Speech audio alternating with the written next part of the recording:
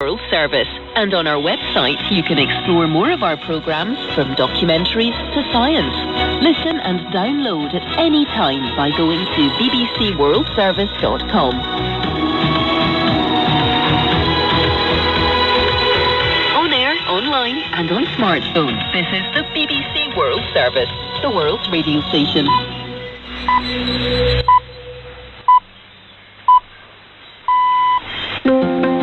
Welcome to Newshour from the BBC World Service. I'm Julian Marshall. A senior Russian defense official has said Moscow will now focus its main military efforts in Ukraine on the Donbass region.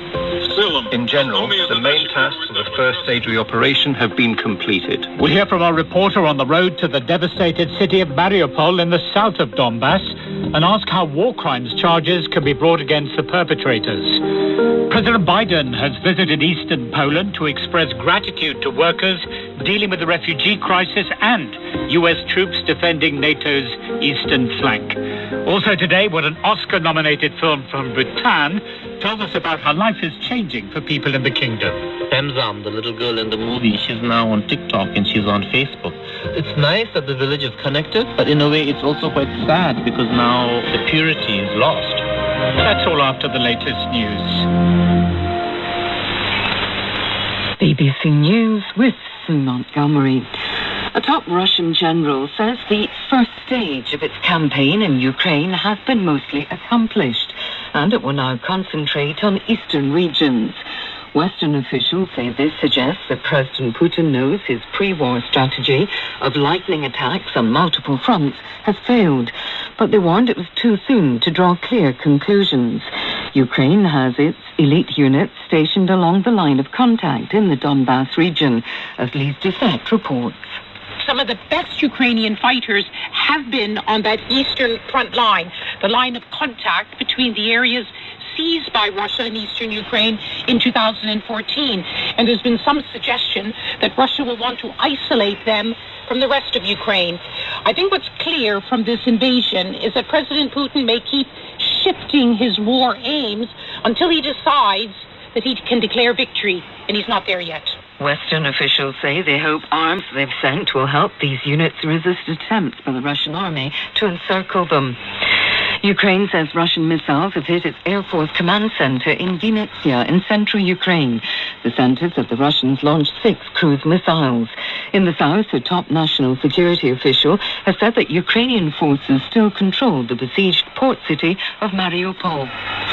President Biden has spoken of his gratitude to humanitarian workers in eastern Poland for welcoming in more than 2 million Ukrainian refugees. He also told some of the 9,000 American troops stationed there that the West was responding with unity to the Russian aggression. The single most important thing that we can do from the outset is keep the democracies united in our opposition and our effort to curtail the devastation that is occurring at the hands of a man who, I quite frankly, think is a war criminal. Paweł Jabłonski is a Polish deputy foreign minister. He said Mr. Biden's visit was a valuable sign of U.S. support. It's hugely important. American presence and American support for Ukraine's defense effort, but also for solidifying defensive abilities of the countries of eastern flank of NATO, Poland, Romania, and other countries that are directly close to Russia. This is hugely important now because we are living in times of big danger.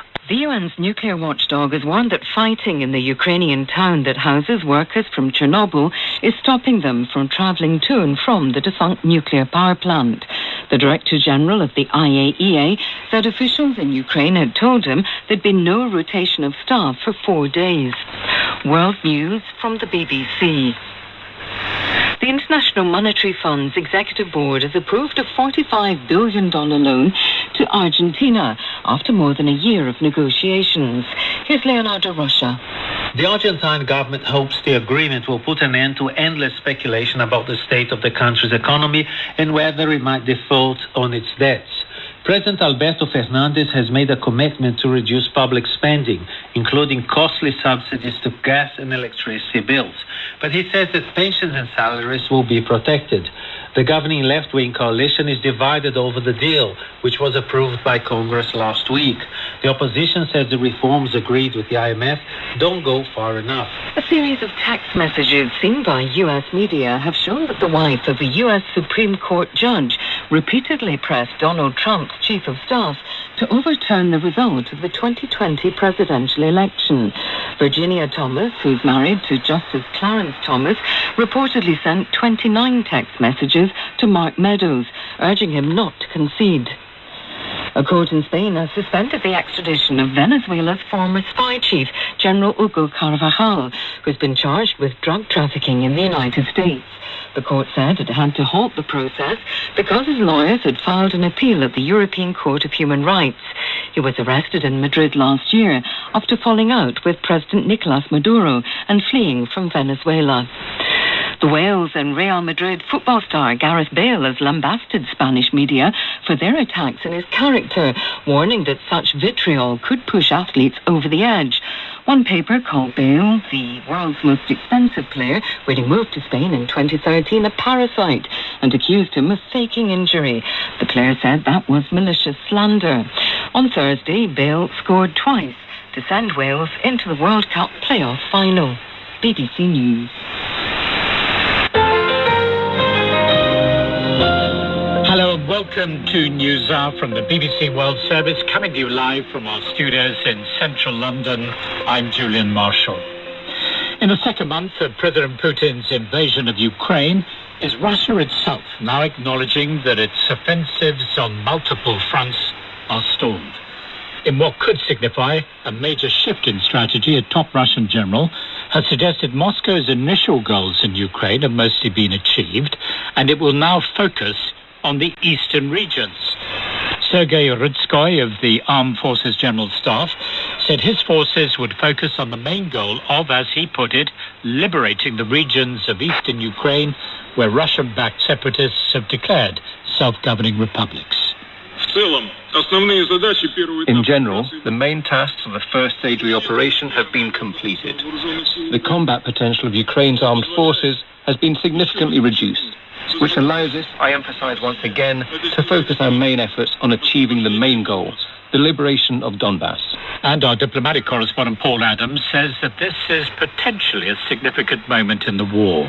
I think what this does indicate is that perhaps a growing realization in Moscow that its pre-war planning, which was for a lightning attack on Ukraine along multiple fronts, simply has not worked. And that maybe what they need to be doing is concentrating on one objective at a time. And clearly the objective of what they describe as liberating the Donbass, that is securing those two separatist-held areas in the east and extending the boundaries of that territory and linking that with this land corridor along the Sea of Azov to the Crimean Peninsula. Those are really the kind of core primary war objectives. And that perhaps now we're going to see them concentrating on those objectives while pausing elsewhere. Well, if Russian strategy is now to concentrate on securing a corridor between Crimea and those separatist regions in the east, it must gain control of the port city of Mariupol, which is still being bombarded by Russian forces and where there's a worsening humanitarian crisis. Our correspondent Wira Davis has spent some time just behind the front lines on the road to Mariupol. As a Russian shell lands in the near distance, from his vantage point in a small foxhole, Sergei scans the endless flatlands of southern Ukraine through his binoculars. This is the rich, fertile farmland that Russia wants for itself. The 62-year-old former fire engine driver and army reservist never envisaged taking up arms against the might of Moscow. But he knows full well what the Russian army is capable of doing. I'm doing this, I suppose, to show an example to younger people. I used to work as a fire engine driver, and I worked in security. Then I decided to take up arms to protect my homeland.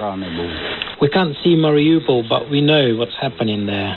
And we must not let that happen here. These people know that we are here for them. Here in southern Ukraine, these are the last Ukrainian defensive positions before the front line, which is just a couple of kilometers away. And all day we've been hearing the sound of rumbling in the distance as Russia continues to bomb and shell the city of Mariupol, which is just down the road. And here you can see they're dug in for the long haul. I'm standing now in one of several trenches outside a village. There's food here, pickled cherries, prunes in a jar.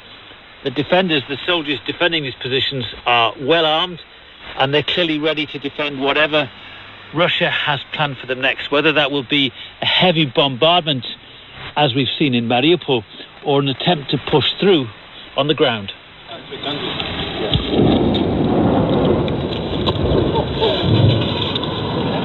Towns across the region are targets for Russian artillery. The bombs are getting close, and nowhere in the south is really safe. But there are few words to describe the horrors inflicted on Mariupol and the 100,000 people trapped inside the city. Latest images snatched by drivers fleeing the city shows a catastrophic landscape shredded by Russian artillery. New evidence, too, from last week's theatre attack in which 300 people were killed, according to Ukrainian officials.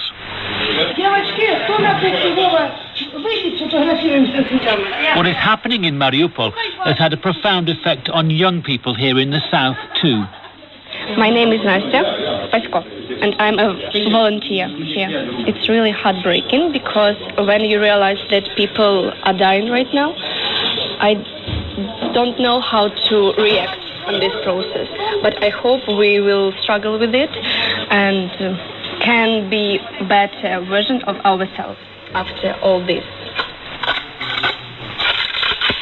There's no shortage of volunteers and reservists in this region wanting to avenge what's happening in Mariupol, says Major Serhiy Koba, in charge of a Ukrainian army unit, talking as his men clean their rifles, just back from 3 weeks on the front. Many of our fighters come from places that are currently under Russian occupation.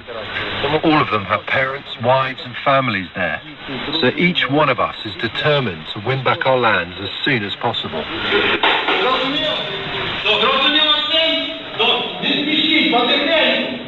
But there's a reason these men are training underground in an undisclosed location. One thing they've learned in the last month is that the sky is full of Russian drones trying to spot their every move. Several Ukrainian military facilities are reported to have been hit in recent weeks by Russian fire. The road to Mariupol is fraught with dangers, but it's a road and a destination pivotal to how this war pans out. We're at Davis, reporting from just behind the front lines on the road to Mariupol. Ukraine's neighbour Poland is now hosting more than 2 million refugees, and President Biden today visited the east of the country to express his gratitude to the humanitarian workers looking after them. Before Russia's invasion of Ukraine, Poland's right-wing populist government had gained a reputation as Europe's inveterate troublemaker. It's been in a long-running dispute with the European Union over the independence of the judiciary, and also angered the United States by pushing through legislation later vetoed by the president that threatened an American-owned TV network. But now it's become a vital staging post for the supply of weapons and other assistance to Ukraine. I've been speaking to one of Poland's deputy foreign ministers, Paweł Jablonski, about Mr. Biden's visit. It's hugely important. American presence and American support for Ukraine's defense effort, but also for solidifying defensive abilities of the countries of eastern flank of NATO, Poland, Romania, and other countries that are directly close to Russia. This is hugely important now because we are living in the times of big danger. But it wasn't so long ago that you were squabbling with Washington. Well, I think there are no two countries in this world that agree perfectly on everything. Well, there are some differences at times, but still, it doesn't prevent us from being allies. And I think it's difficult to find a country that understands better that strong transatlantic alliance is cornerstone of European security. And would you say the same of the rest of the European Union, that this invasion of Ukraine by Russia and the importance of Poland now has led to a redefinition of your relationship with the rest of the European Union? Obviously, there are various perspectives in Europe. There's various commitments to transatlantic relations, but I think after February 24th, there is much better understanding that NATO and transatlantic relations are essential. And this obviously leads to stronger cooperation within the EU as well. We do have our differences. Again, there are no two countries also within the EU that agree perfectly on everything, so there will be some differences. But now it's very clear that the EU is united, and even though there are some differences, we are strongly supporting Ukraine. So have those differences been obscured, or have they gone away? Well, the differences are never away. The differences are always there. This is the nature of the EU. We are united in diversity. That's the motto of the EU. This is the beauty of it, that there are different countries, different perspectives. Sometimes we argue. Sometimes we argue too much, definitely. And situations like the one we are living in right now shows very clearly that some of our arguments are just not as important in the wake of actual danger. Poland has in the past been in the forefront of trying to rally Europe to take tougher measures with Russia and President Vladimir Putin. And the role that you have assumed now has earned you the ire of Moscow. Does that make you fearful? Well, we are accustomed to live in certain, maybe not fear, but with care. We treat Russia with a high degree of mistrust. And we also know that Russia doesn't need any reasons, any justifications for its actions. Russia doesn't need any actual reason to attack anyone. This is Putin's agenda. He wants to solidify his power by reuniting the old territories that once belonged to Soviet Union or were somehow subjugated to its firm grip. So if President Putin manages to subjugate Ukraine, is Poland next? Certainly, Putin won't stop. If we allow him to win this war, he will start another war. I believe that, unfortunately, there are countries that he will be ready to attack quite quickly. Such as Moldova, for instance. There is already a big pressure on Moldova. There is Russian separatist territory that is under big pressure of separatists. There is pressure on Baltic states. There is pressure on the countries on Caucasus and on Central Asia. And obviously, there is pressure on Poland too, because Russia knows that we are quite vocal about what Russia is doing, and we are gathering support for Ukraine. So certainly they would be willing to attack us. The tone of the Polish government in recent years has been quite strident in its relations with the United States, with the rest of the European Union. Would you expect the experience of the last month to mellow the outlook of the Polish government? Look, the outlook is a result of various conflicting narratives, conflicting at times and quite often, actually. We are never hiding that we, being a conservative government, sometimes are at odds with various liberal left-wing governments, and this is the nature of politics. I don't think this will simply go away, because we believe that this is also the nature of democracy, to argue in a civilized manner, to present your positions, and also to agree to disagree on certain things. We believe that nonetheless, even if we are different and we are open about our positions, still we should remember what is really important. And alliance, both within Europe, within the European Union, but also within NATO, especially, is key to our security. That was Paweł Jablonski, one of Poland's deputy foreign ministers, speaking there about President Biden's visit to eastern Ukraine and the way in which Poland has now become a vital staging post for the supply of weapons and other assistance to Ukraine.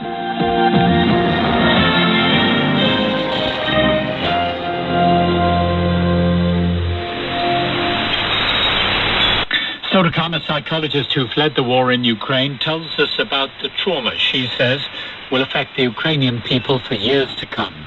There will be 4 different types of PTSD: for military witnesses, civilian PTSD, children's PTSD, and it's a terrible feeling, and feeling of loss, because you lost everything.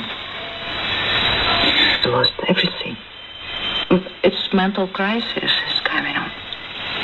latest headlines from the BBC Newsroom. The Russian military say the first phase of the campaign in Ukraine has been mostly accomplished, and it'll now focus its efforts on the Donbass region.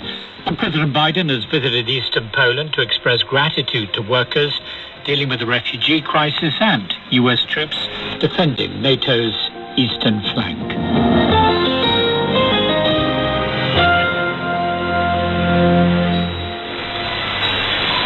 This is Julian Marshall with Newshour live from the BBC in London. And we go now to the French Mediterranean island of Corsica.